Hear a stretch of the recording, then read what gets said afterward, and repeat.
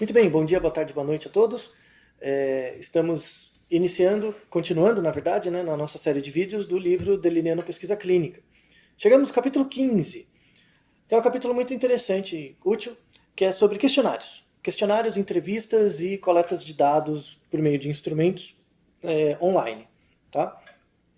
Na verdade, você pode fazer questionários ou entrevistas offline, né, ao vivo, mas também um método que tem sido muito utilizado hoje e ganha uma capacidade analítica muito grande rapidamente é métodos online. Tá?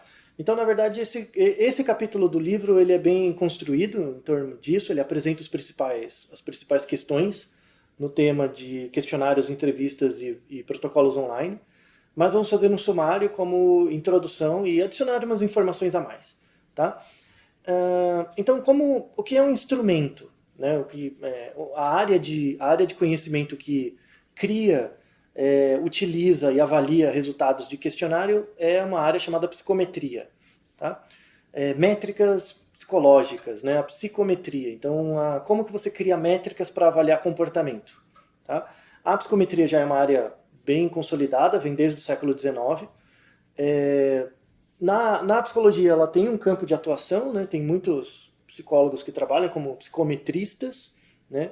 Em alguns países isso é mais presente, em outros menos. Mas na área médica ainda é pouco comum. É pouco comum você ter profissionais da área de saúde especializados em construir escalas. Tá? Na área de epidemiologia tem um pouco, né? E às vezes profissionais da área de enfermagem tem um pouco também, sobretudo em entrevistas qualitativas, né, na parte de entrevista mesmo, sem perguntas fechadas. Mas ainda é uma área em franco crescimento, né, para validação de escalas, adaptação de escalas e tal. Tá? E aí a gente vai falar sobre dicas e sugestões para você criar um bom instrumento.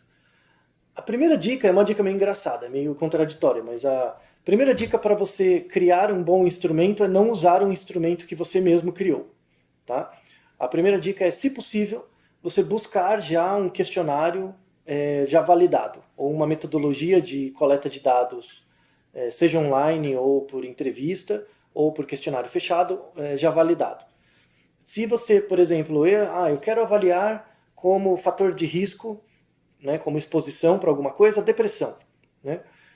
Então, eu vou fazer uma pergunta para as pessoas. Você está deprimido? Sim ou não? Né? É uma forma de medir a depressão, mas ela é muito pouco acurada. Né? A precisão da medida é baixa, logo a acurácia também será. Tá? Tem formas melhores de medir isso, né, no caso de depressão. Então, se possível, procure os questionários validados, né, que já avaliam o fenômeno que você quer.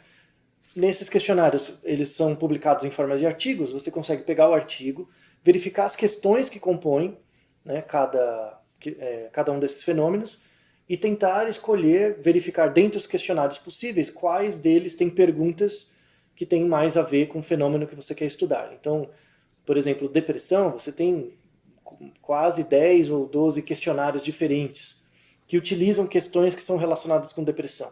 Tá? Então aí você tem que escolher qual deles é mais relevante. Às vezes você tem um questionário validado para depressão, por exemplo, mas ele é validado por uma população toda. Ele não é validado, às vezes, por uma subamostra, né, de pessoas que têm características idiosincráticas. Às vezes vale a pena fazer uma adaptação. Né? A adaptação de uma escala é quando você pega uma escala que é validada para uma certa população geral e você tem que adaptar, sejam questões ou seja a estrutura fatorial da escala, a um subdomínio. Né? Então, eu não vou trabalhar com a população geral, vou trabalhar só com pessoas com problemas cardíacos. Então, às vezes, algumas questões não fazem sentido para esse público e outras questões do questionário fazem sentido, mas não estão contidos no instrumento. Tá? Então, valeria a pena ser coletado também. Então, voltando, dando um passo atrás, né, então a primeira dica para fazer um questionário, né, se possível, utilizar um questionário que você já conhece, já validado, já utilizado em outros estudos. Se um certo questionário já é utilizado em outros estudos, isso tem um certo caráter de comparação. Né? Então, por exemplo, um questionário de depressão conhecido é um questionário chamado Beck. O Beck é usado em vários contextos, em várias situações. Então, se o questionário Beck ele é válido, né, para o seu caso, ele descreve de forma acurada a definição de depressão em relação ao seu problema, né, você pode utilizar na sua pesquisa também e comparar os resultados de média e desvio padrão dos seus dados com outros dados de estudos similares feitos em outros países, por exemplo. Então dá um caráter de comparatibilidade alto. Tá? Mas vamos supor que você não tem um questionário. Tá? Não existe um questionário validado para o fenômeno que você vai estudar. Então eu vou começar do zero. Tá? Como eu começaria? O que eu poderia fazer? A primeira coisa é uma escolha se eu vou usar questões abertas ou fechadas. E aí qual a definição, né, de questão aberta e fechada? A questão aberta é que não tem uma resposta esperada a priori. Então, a questão aberta é quando você, por exemplo, pergunta para alguém o que é para você alimentação saudável? Né? Para mim, disserte, né, diga o que para você é alimentação saudável. E a pessoa vai falando. Né? Então, cada pessoa pode ter respostas muito diferentes, né, descrever a sua relação com a comida e o que ela costuma comer. Logo, você não tem respostas padronizadas para cada pessoa. Então, como que você analisa um banco de dados de resposta aberta? Né? As respostas abertas têm uma vantagem que você consegue descrever melhor o comportamento individual, mas tem uma desvantagem que é a grande quantidade de informação que é difícil de organizar, né, posteriormente. Você tem técnicas de análise de questões abertas, tá? Que são técnicas mais qualitativas. Então, como dicas, né, vamos deixar aqui na descrição do vídeo algumas sugestões. Você tem softwares que possibilitam realizar a contagem de palavras relevantes. Então, sei lá, sobre comportamento alimentar, eu quero contar de uma resposta aberta quantas vezes as pessoas falam a palavra frutas, por exemplo. Então você pode pegar no texto, né, digitar o texto da fala das pessoas e contabilizar nos indivíduos o número de vezes que aparece uma certa palavra. Isso é uma forma de estruturação. Você tem softwares que fazem isso, né, e muitas outras coisas ligadas a isso. É um software chamado NVivo. Tá? É um exemplo, um dos exemplos. Vamos deixar um link para esse software, vocês podem consultar, quem tiver interesse. Mas o mais comum e o mais fácil é você trabalhar com questões fechadas. Tá? O que seriam questões fechadas? Você oferece respostas pré-selecionadas e o indivíduo tem que responder essas respostas, em função das respostas que você apresentou. Então você dá 4, 5 opções, e a pessoa tem que optar, dentre aquelas opções, qual ela mais concorda, qual ela mais se aproxima. Tá? Então, por exemplo, eu posso montar frases relacionadas com alimentação saudável e perguntar para a pessoa qual dessas frases ela concorda mais. Né?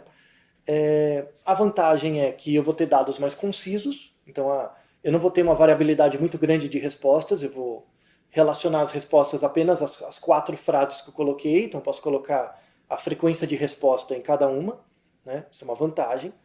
A desvantagem é que as respostas não refletem a variabilidade das pessoas. Então, você pode ter uma pessoa que colocou aquela frase e diz, eu coloquei essa porque eu não concordo com essa também, mas ela é a menos pior, tá? De todas. Então, tem essa desvantagem. Então, as questões fechadas são mais fáceis de tabular, mas elas são ruins porque algumas vezes elas não são exaustivas. Né? Você coloca 4 ou 5 opções, mas às vezes isso não explica toda a variabilidade de comportamento, elas não são exaustivas. Tá? Você tem também, dentro das respostas fechadas, você tem uma coisa que é chamado framing, ou enquadramento, que é, uma vez, assim, eu te faço uma pergunta, eu coloco opções para essa pergunta, mas a maneira como eu apresento pode também dar uma resposta mais ou menos acurada. Né? Então, por exemplo, eu coloco o que para você é alimentação saudável? Aí tem uma opção. A alimentação saudável é comer frutas, legumes e vegetais. Isso é uma opção. Segunda opção é alimentação saudável é não comer carne. É uma segunda opção. Tá? Se eu colocar 4, 5 opções de frase e pedir para você marcar uma, né, isso é uma forma de resposta fechada. Tá? Fica fácil de tabular, mas tem muitas inconsistências. Você não sabe se a pessoa concordou com aquela frase porque é o que ela pensa, ou ela concordou com a frase porque era a melhor opção, era a menos pior. Tá?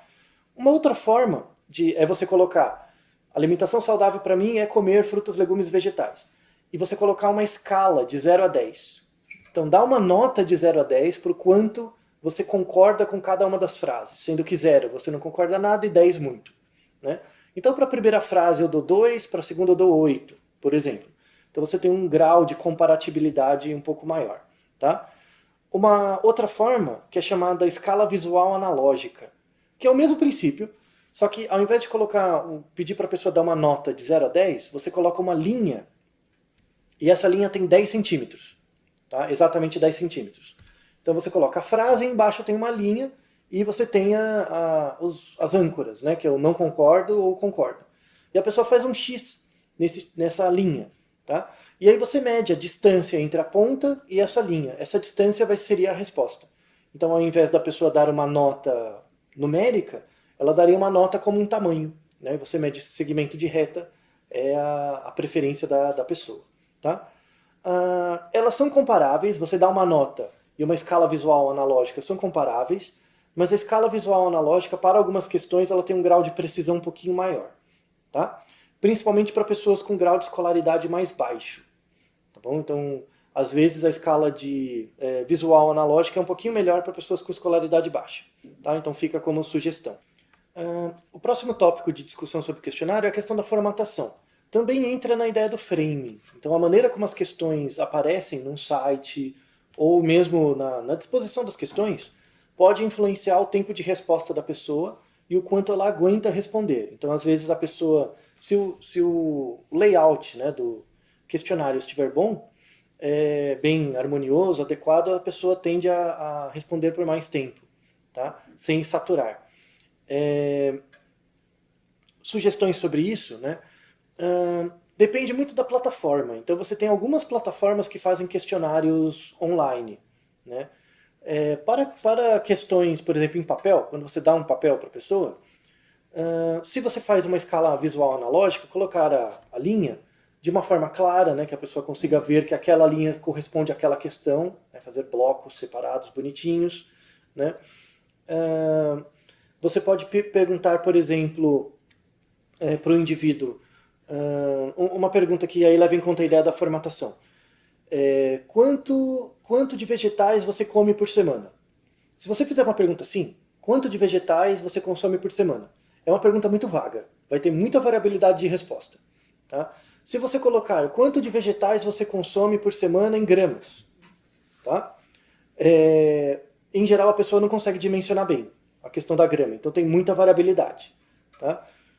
Você pode colocar em opções fechadas. Então, quanto de vegetais você consome por semana? Aí você põe opções. Né? Uma porção pequena, essa porção pequena tem até 100 gramas. 100 gramas. Uma porção média de 100 a 500 miligramas por semana e mais que 500 miligramas é uma porção grande. Por exemplo, já orienta um pouco melhor a pessoa, porque você dá opções. Uma opção melhor ainda é porque as pessoas não entendem muito bem a noção de peso, miligrama e tal, é você colocar como uma coisa real. Então, quanto de vegetais você consome por semana? Você consome um prato de sobremesa, né, por semana? Um prato regular por semana? Mais que um prato regular? Então, às vezes, principalmente para pessoas com escolaridade baixa, isso pode melhorar bastante o entendimento, pode padronizar melhor as respostas. Tá? Isso está dentro do tópico de formatação. Tá? É uma formatação mais da apresentação da questão, né, nesse caso. Outra coisa é a diagramação, né? Quando você faz em papel, a diagramação das questões é algo importante. Então não fazer com letra muito pequena, colocar um espaço razoável entre uma questão e a outra para a pessoa não confundir, né, as opções de uma questão com a outra. Tá? Dividir, se possível, as questões em opções, né? E que essas opções sejam relacionadas com aspectos do dia a dia da pessoa. Então, unidades de medida conhecidas, quilos, metros, centímetros, coisas que as pessoas medem no dia a dia delas. Se você colocar uma distância muito grande ou muito pequena, a pessoa talvez não entenda. Tá? Aí é legal colocar uma referência, um prato uma colher de sopa, uma colher de arroz, por exemplo.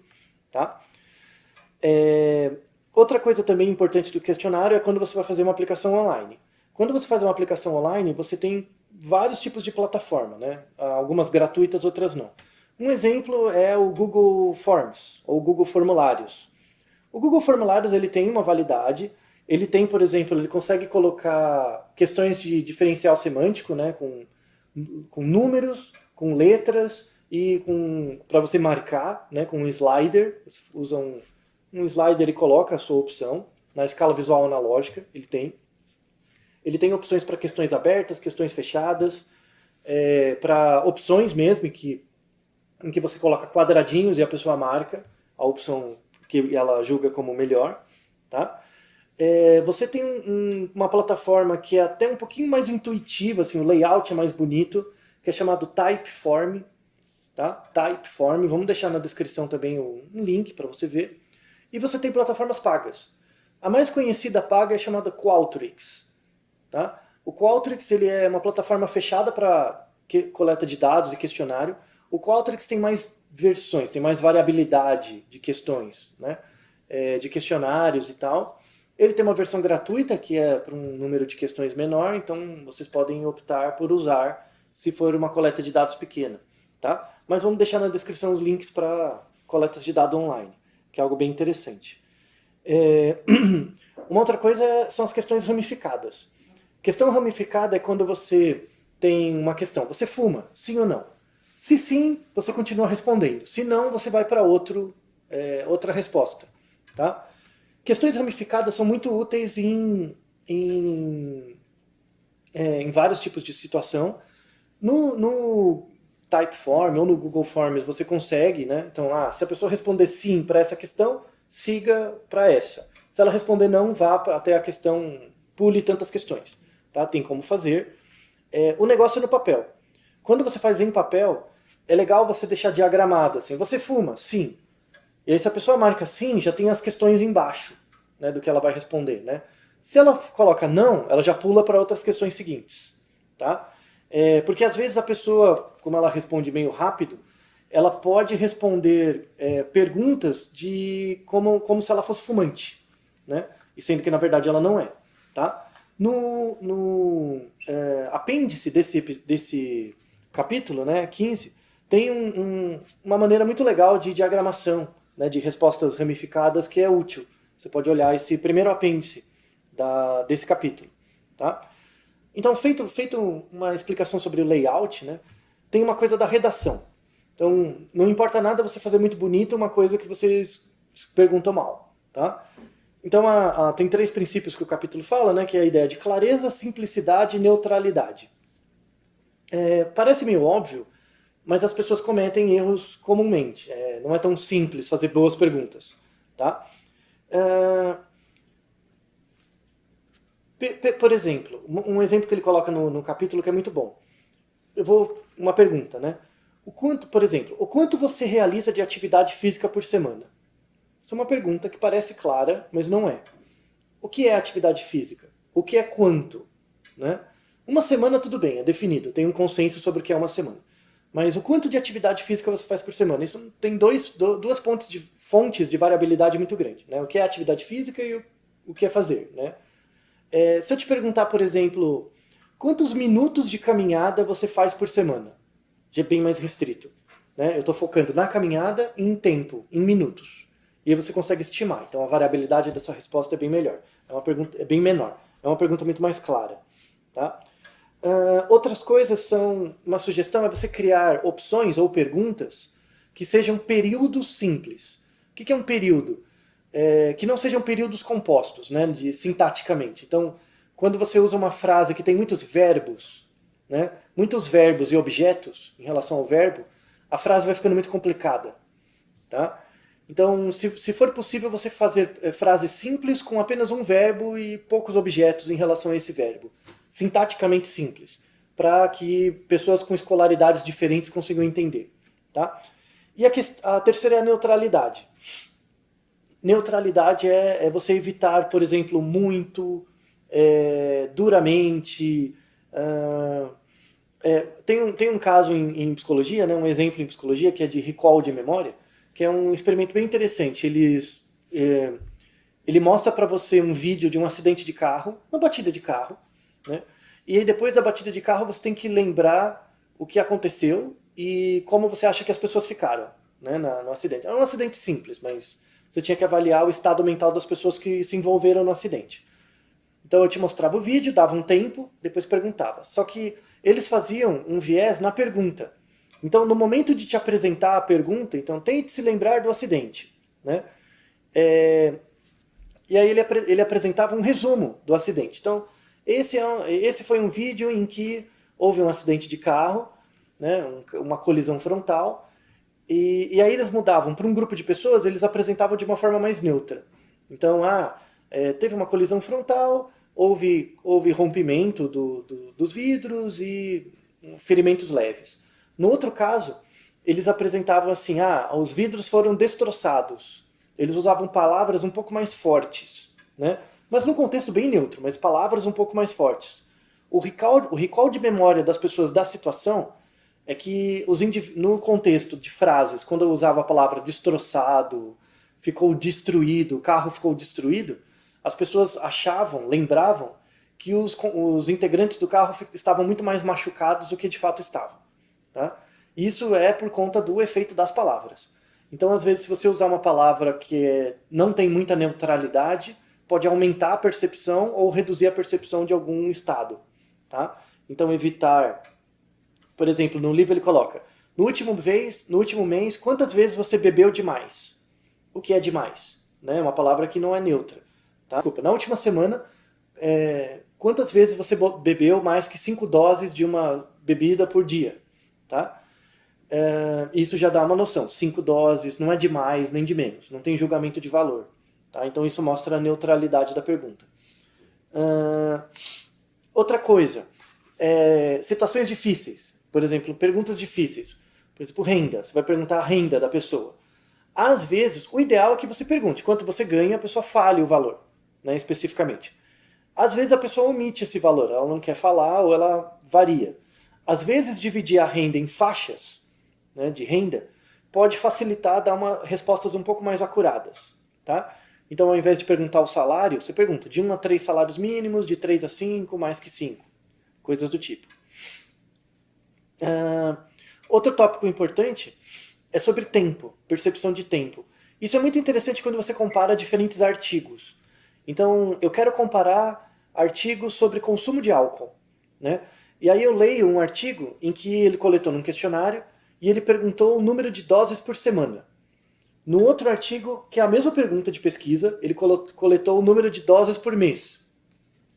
Você acha que isso vai fazer diferença no resultado? Faz, né? É só pegar nesse artigo que coletou por mês e dividir por 4 para eu ter por semana. Né? É uma forma de comparar, só que para o indivíduo não foi perguntado por semana, foi perguntado por mês. E a pessoa não faz essa conversão, geralmente. Você não pode garantir que a pessoa converta de semanas para meses tão facilmente. Nem todas as pessoas fazem isso. Tá? Então, às vezes, a unidade de tempo que você vai coletar, seria muito bom você verificar em outros trabalhos, ou na maioria deles, qual foi a unidade de tempo utilizada. Facilita bastante a comparação, né, dos estudos. Outra coisa são... outras perguntas que podem atrapalhar são perguntas que juntam duas coisas numa só. Tá? Por exemplo, quanto de chá ou café você tomou por semana? Isso é uma pergunta ruim. Tá? Por quê? Porque você está juntando chá e café. Tem pessoas que tomam só chá, só café, tem pessoas que não tomam nenhum dos dois. Né? Então, o ideal seria quanto de chá você toma por semana, quanto de café você toma por semana e separar as perguntas. Por exemplo, o livro coloca um exemplo muito legal, que é avaliando depressão, né? Por exemplo, você coloca uma frase e a pessoa tem que dizer o quanto ela concorda, de 0 a 10 com essa frase. Então, durante a última semana eu me senti tão mal que nem consegui falar com a minha família. Tá? Essa é uma pergunta ruim também, porque ela tem pressupostos implícitos, ela tem pressupostos de que todo mundo tem família. Eu sei que é um pouco triste, mas dependendo do público que você trabalha, às vezes as pessoas não têm contatos com as famílias. Então essa pergunta fica sem sentido. Tá? Ou seja, você está pressupondo que todas as pessoas fazem parte de uma mesma condição, quando às vezes não. Tá? Então você pode trocar essa pergunta por: na última semana eu não tive motivação nem vontade de falar com pessoa alguma. Tá? Independente de quem fosse. Então seria uma forma mais geral, mais neutra. Tá? Aí tem uns casos que é um pouco mais extremos, assim, chega a ser, até ser meio bizarro, que é quando a alternativa não diz respeito à pergunta. Então, você pergunta: você sentiu dores na semana passada? Você sentiu dor na semana passada? E as opções são sim ou não. Tá? Parece óbvio, né? Ah, você sentiu dor? Né? Sim ou não? Tá? Parece que faz sentido. Mas às vezes o problema é a questão da dor. Né? Como é a definição de dor? Às vezes a pessoa colocou não, né, não senti dor, mas ela, num trabalho que desenvolvemos uma vez, você colocava: você sentiu dor na última semana? A pessoa colocava não. Você esteve mancando por conta de dor na semana anterior? A pessoa põe sim. Então, como assim? Quer dizer que ela esteve mancando por dor, mas não sentia dor? Sabe? Então, tem a ideia do frame, do enquadramento. Quando eu falo dor em geral, a pessoa não associa o dor com mancar. Quando eu coloco o mancar, ela associa. Tá? Então, é muito difícil, por meio de uma pergunta fechada, você saber o que a pessoa está pensando. Tá? Então, por isso que a ideia é que as palavras sejam as mais concretas possíveis. Se você estiver falando de dor, depressão, tentar especificar a situação um pouco. Tentar evitar termos que não sejam neutros e que seja uma frase sintaticamente fácil. Essas coisas são meio excludentes. De fato, fazer boas questões, fazer um questionário, é uma arte. Tá? É algo muito difícil. E aí a gente volta no começo do vídeo, né? Que é: a primeira coisa para fazer um bom questionário é: não utilize questões que você fez por conta própria. Tente utilizar um questionário validado. Porque pelo menos as pessoas minimamente pensaram nisso. Tá? Quando eu vou criar um questionário novo, né, você tem uma técnica estatística para a criação de questionários, e principalmente a validação deles, que é a análise fatorial, e técnicas derivadas disso. A análise fatorial ela não vai ser abordada nesse vídeo, né, nem nesse livro. Podemos deixar um link, né, para um resumo sobre a análise fatorial, para quem tiver interesse em trabalhar no desenvolvimento de escalas, né, mas não é o tópico aqui. Quando você estiver fazendo, por exemplo, suas questões, né, você monta uma questão, supondo que essa questão é neutra, sintaticamente correta, simples e tudo mais. Você vai pensar: dado que você tem a questão, como é que você vai perguntar? Você vai perguntar com uma resposta sim e não? Você vai perguntar com uma escala visual analógica, a pessoa responde numa linha? Você vai perguntar numa escala de concordância de 0 a 10 ou de 1 a 10? Essas escalas de concordância, de 5 pontos, 7 pontos, 10 pontos, são chamadas escalas Likert. Tá? As escalas Likert são muito usadas, então diga o quanto você concorda ou discorda com uma frase, né? Sendo que 1 eu discordo totalmente, 5 concordo totalmente. Às vezes é invertido. Tá? A escala Likert você pode fazer diferentes questões, cada questão com a sua escala, né? E depois você pode agrupar essas questões numa soma dos pontos para ter um score final. Tá? Às vezes, você tem 10 questões, só que 5 questões diz respeito a um construto teórico, a um conjunto de atributos, e as outras 5 questões dizem respeito a outro construto, que é outro conjunto de respostas. Tá? Para medir a consistência interna de cada conjunto, tem métricas de consistência. A mais comum é a alfa de Cronbach. Ela tem suas críticas também, mas acaba sendo a mais utilizada por enquanto para o contexto do capítulo, é suficiente. E o que quer dizer consistência interna? Né? Consistência interna é se eu tenho meu construto teórico e esse construto é composto de questões. Então, para avaliar depressão, é um construto, eu vou perguntar 10 coisas para você, cada coisa é uma pergunta. Quando eu agrupo essas 10 coisas, eu tenho um construto teórico. Como é que eu sei se esse construto ficou bom? É quando ele tem uma consistência interna boa. Ou seja, todas as questões são harmoniosas, as respostas mais ou menos circulam com a mesma variabilidade. Uma forma de medir isso é o alfa de Cronbach. Tá? Então, se um certo construto teórico do meu questionário tiver uma consistência interna maior do que outro construto, né? Então eu medi depressão e ansiedade. Depressão é um construto, ansiedade é outro. Se o alfa de Cronbach ficou muito melhor para um construto do que outro, eu posso dizer que as pessoas entenderam melhor, a variabilidade desse construto é menor para um certo atributo do que para outro. Isso pode ser uma característica dos sujeitos, dos indivíduos, ou do questionário. Tá? E aí você tem que avaliar a qualidade do questionário, talvez algumas perguntas não estejam tão claras. Se você corrigir, o alfa de Cronbach melhora. Tá? Ele vai ficando maior. Né? Ele é um valor que vai de 0 a 1, ele vai ficando maior. Tá? Agora falando, a gente pode comentar um pouco sobre a adaptação de escalas. Então, imagina que eu encontrei uma escala validada, é uma escala boa, tem uma consistência interna ok, só que eu vou aplicar ela para um conjunto de pessoas particular, assim, uma subamostra particular da população. E aí eu percebo que seria muito importante incluir algumas perguntas a mais. Né? Como é que eu faço? Tá? Como é que eu faço quando eu quero incluir questões que são indispensáveis? O ideal é, pergunte o questionário na mesma ordem que você está fazendo, o questionário validado. No final, você inclui algumas questões adicionais. Tá?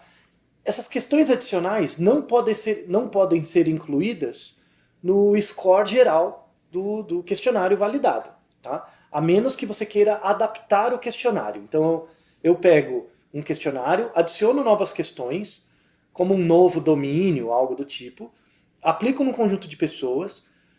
No momento de avaliar o score final, somando com essas questões novas, eu não posso comparar com um questionário tradicional. Eu tenho que adaptar, revalidar o questionário.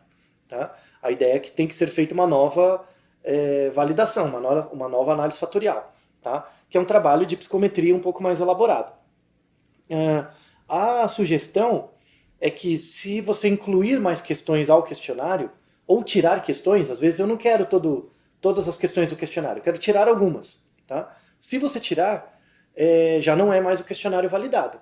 Então isso é importante. Tá? Você vai ter que fazer um novo estudo fatorial do questionário. Tá? Então a sugestão é, inclua o questionário todo, caso você queira usar o questionário em si, adicione uma ou outra questão a mais, caso seja indispensável, mas tome cuidado com o tempo do questionário, da aplicação. Se ele ficar muito longo, as pessoas vão saturar, vão ficar cansadas e aumenta a chance de dados perdidos ou respostas inacuradas. Tá? Se você tiver dúvida, não inclua a questão. Se você estiver em dúvida, eu não sei se coloca essa questão a mais ou não. Se você está em dúvida, não coloca, porque vai ficar menor e a consistência das questões que você tem certeza será maior. Tá? Quando você tem um questionário novo, né, você está juntando questões para fazer um questionário novo, você vai fazer um estudo de precisão das questões, que aí entra a consistência interna, e um estudo de validade. A validade tem vários níveis, tem um monte de tipos de validade. Tá? Você tem a validade que é chamada de validade preditiva, que é comparar esse questionário novo com outros questionários que medem a mesma coisa. Então eu estou criando um questionário novo de depressão. Ele tem que medir depressão mais ou menos da mesma forma que outros questionários. Né? Então você tem a validade preditiva, né, que é a comparação entre questionários pré-existentes com o meu novo questionário.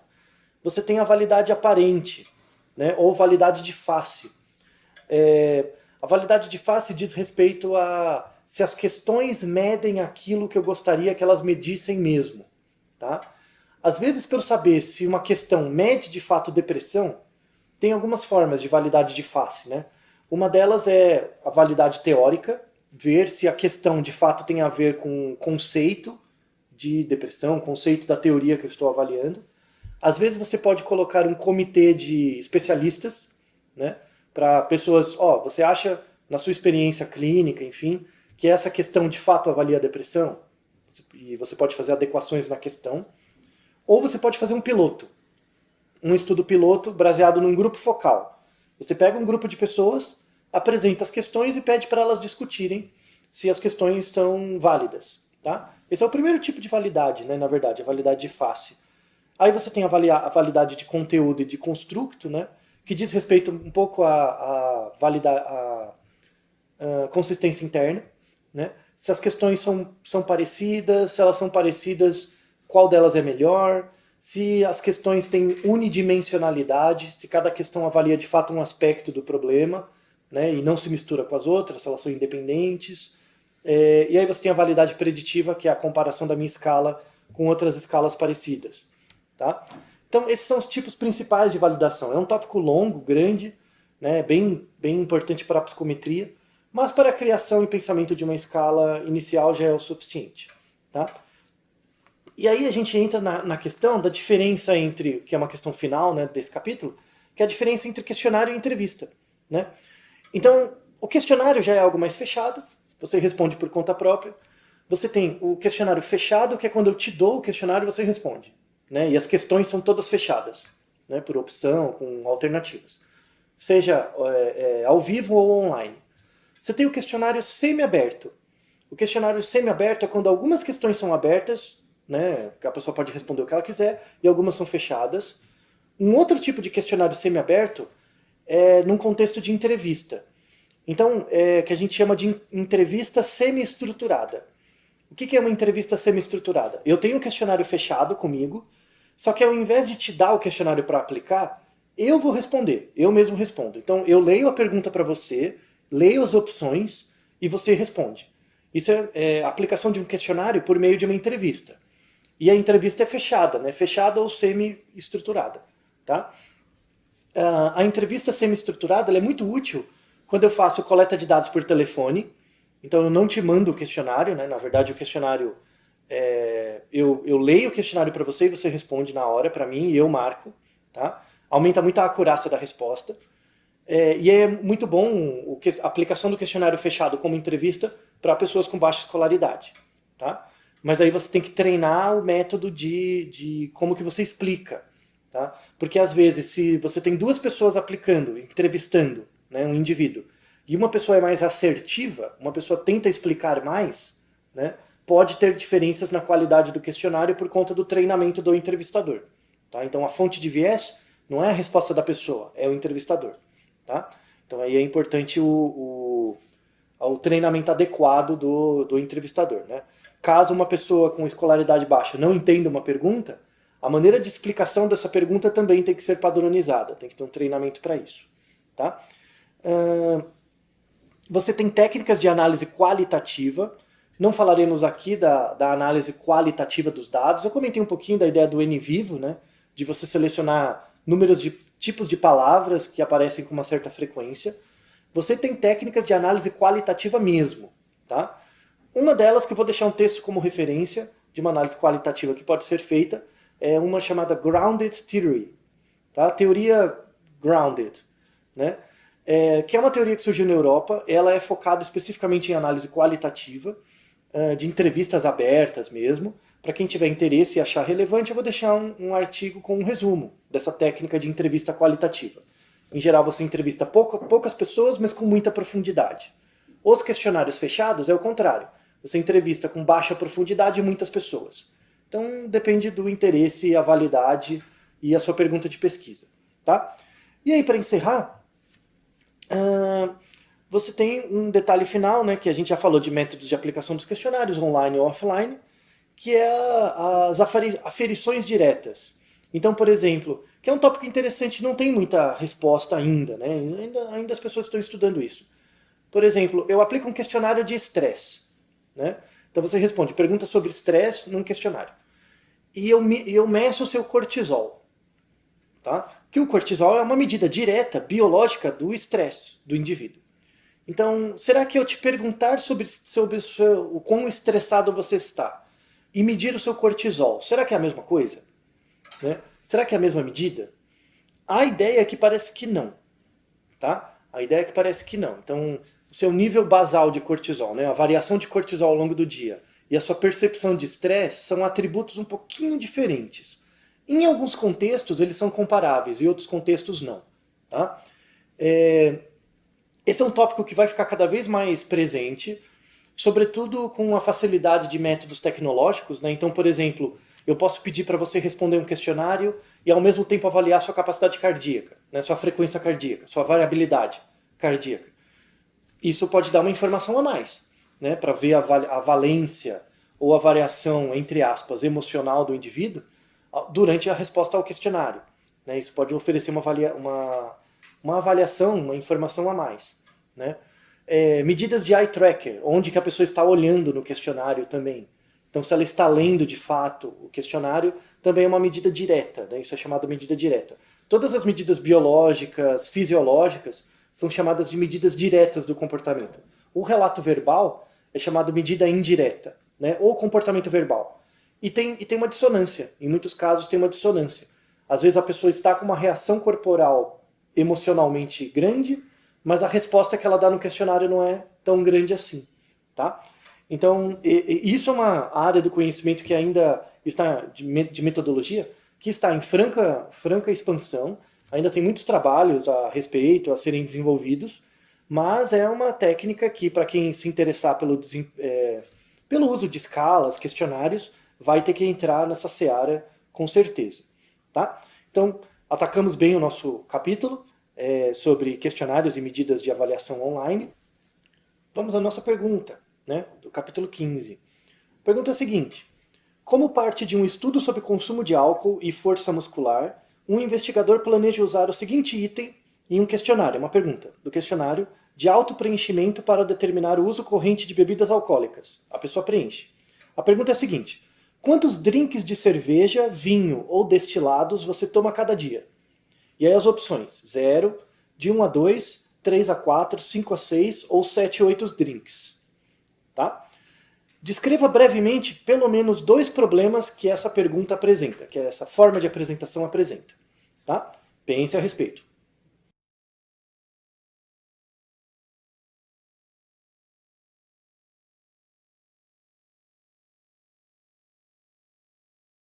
Pensaram?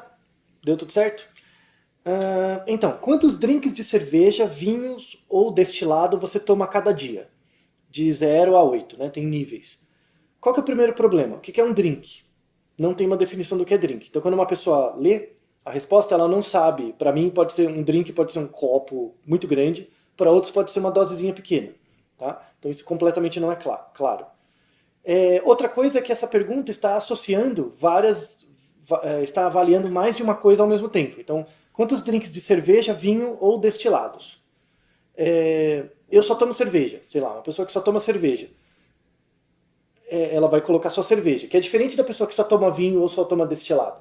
Então, uma pessoa que toma, por exemplo, 3 drinks, que quer que seja drinks, de cerveja e 3 drinks de destilado, são níveis de álcool diferentes, porque o destilado é mais concentrado. Tá? Além da questão de drink ser completamente vaga. Tá?